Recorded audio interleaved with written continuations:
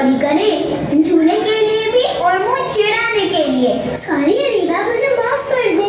कनीज फातिमा बाजी, ये वादा खिलाफी क्या होता है? अगर हम किसी से कोई कमिटमेंट करके उसे पूरा ना करें तो इसे वादा खिलाफी कहते हैं, यानी वादा करके उसे पूरा ना करना। नहीं अरीबा, फूंक नहीं मारते। आप दोनों हाथ धोकर आ जाएं, इतनी देर में ये ठंडे भी हो जाएंगे। जबरदस्त। चलो अरीबा। अच्छी बच्ची है, बहुत अच्छी है। मैं ये सच्ची है, कोई गलत करता है कुछ तो ये उसे समझाती है। नहीं अरीबा, रिस्क का ऐसे खेल नहीं बनाते, ये रिस्क के अदब के खिलाफ है। हमें हमेशा रिस्क को अदब और एहतराम के साथ खाना चाहिए।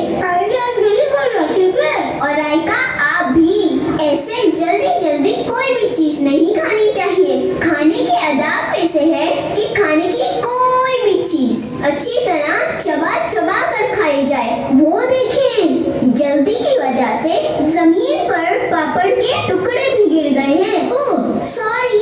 खाने की कोई भी चीज हमेशा आराम से और अच्छी तरह चबा कर खाना चाहिए। रफीक बाजी के यहाँ जाने के लिए लेट हो रही है ना, इसलिए मैं जल्दी जल्दी पापड़ खत्म कर रही थी। इतनी जल्दबाजी करने की कोई जरूरत नहीं है। जल्दी का काम शैतान का होता है, पता है मुझे।